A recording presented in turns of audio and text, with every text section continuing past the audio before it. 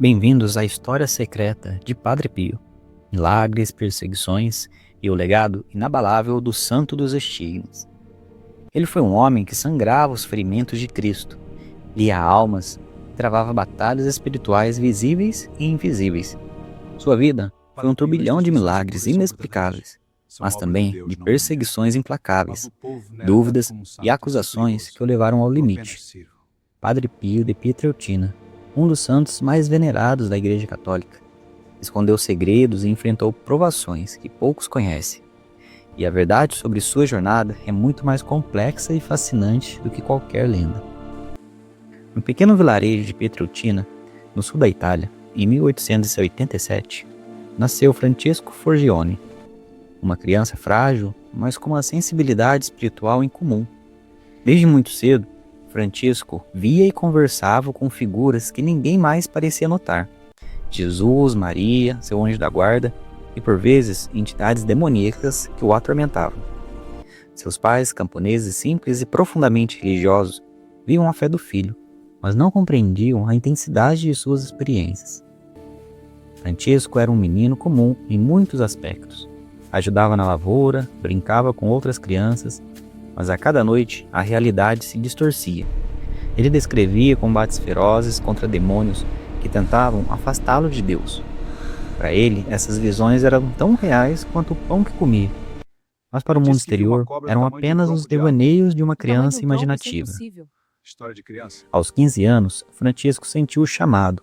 Queria ser frade cappuccino. A vida no convento, ele acreditava, o aproximaria ainda mais de Deus e o protegeria das forças malignas que o perseguiam.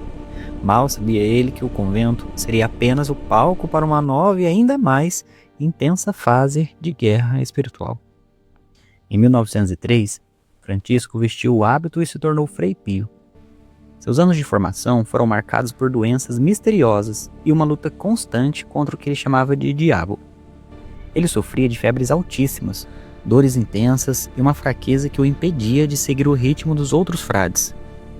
Os médicos estavam perplexos, incapazes de diagnosticar a causa de seus males. Parecia que seu corpo físico não conseguia suportar a intensidade da sua vida espiritual.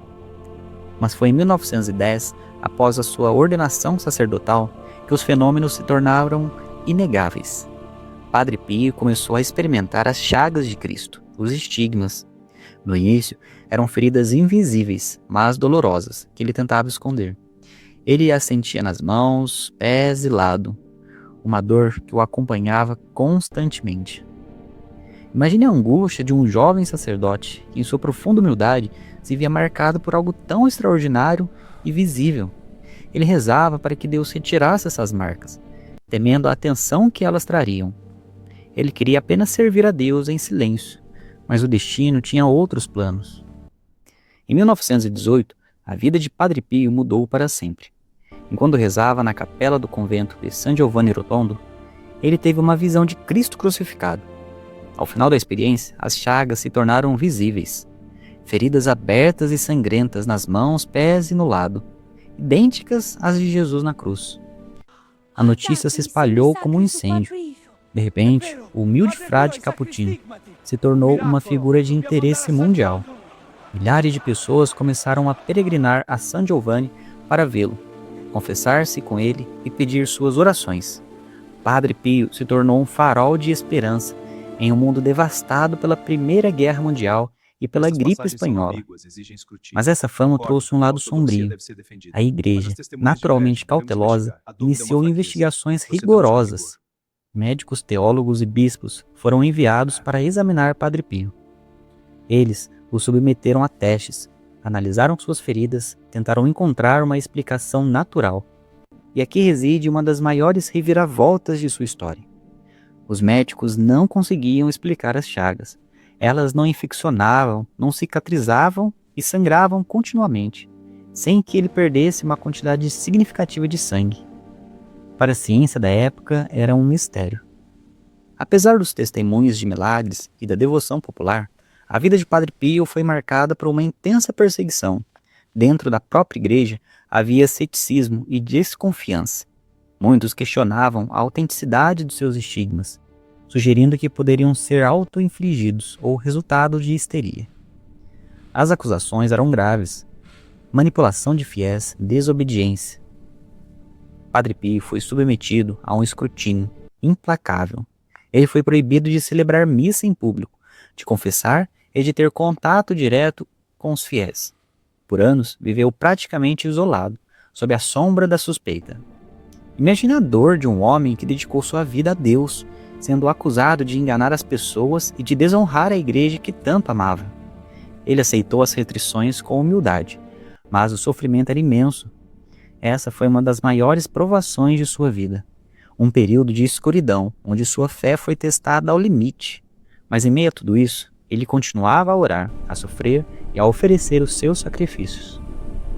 Além dos estigmas, Padre Pio possuía outros dons místicos que desafiavam a compreensão humana. Ele tinha o dom da bilocação, sendo visto em 2 lugares ao mesmo tempo.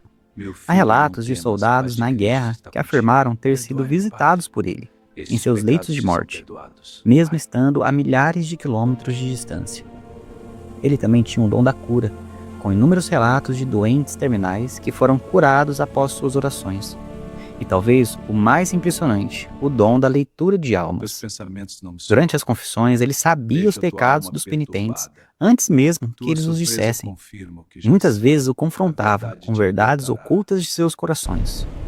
Esses dons, no entanto, eles não vinham sem um preço. Padre Pio continuava a travar batalhas ferozes contra o diabo. Ele descrevia ataques físicos e espirituais, noites inteiras sem dormir. Para ele, o inferno era uma realidade palpável, e ele se via como um soldado na linha de frente dessa guerra invisível. Seus irmãos frades muitas vezes ouviam barulhos estranhos vindo de sua cela, e o encontravam exausto e machucado pela manhã. Apesar de todas as provações e sofrimentos, Padre Pio nunca perdeu sua paixão pela caridade. Ele sonhava em construir um hospital para os pobres e doentes, um lugar onde a ciência e a fé se unissem para aliviar o sofrimento humano. E contra todas as probabilidades, ele conseguiu. Em 1956, foi inaugurado a Casa Alívio do Sofrimento, um hospital moderno e bem equipado, construído com doações de fiéis de todo o mundo. Este hospital se tornou um dos maiores e mais respeitados da Itália, um testemunho vivo da fé e da perseverança de Padre Pio. Ele não queria apenas curar corpos, mas também almas. A construção do hospital, no entanto, também gerou novas controvérsias e acusações de má gestão e desvio de fundos. Mais uma vez, Padre Pio foi investigado, e mais uma vez sua inocência foi comprovada. Ele era um homem de oração, não de finanças, e confiava plenamente na providência divina e na honestidade de seus colaboradores. Padre Pio viveu até os 81 anos, dedicando sua vida à oração, à confissão e ao sofrimento pelos outros. Suas últimas décadas foram de reconhecimento crescente, com a Igreja finalmente aceitando a autenticidade de seus dons e a santidade de sua vida. Em 22 de setembro de 1968, ele celebrou sua última missa, visivelmente fraco e com a voz quase inaudível. Na manhã seguinte, 23 de setembro, Padre Pio faleceu. Seus estigmas, que o acompanharam por 50 anos, desapareceram completamente após sua morte, deixando sua pele lisa e sem marcas, um mistério final em sua vida extraordinária. Sua morte foi sentida em todo o mundo. Milhões de pessoas choraram a perda do santo dos estigmas. A jornada de Francesco Forgione, o menino de Pietrelcina, havia chegado ao fim, mas seu legado estava apenas começando. Ele foi beatificado em 1999 e canonizado em 2002 por São João Paulo II. A história de Padre Pio é um lembrete poderoso de que a fé pode mover montanhas, que a santidade muitas vezes se manifesta em meio ao sofrimento e à incompreensão, e que o inexplicável pode ser mais real do que a própria realidade.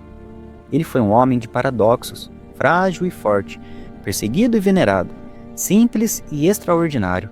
E sua vida continua a inspirar milhões, mostrando que a verdadeira santidade reside na entrega total a Deus, mesmo diante das maiores adversidades.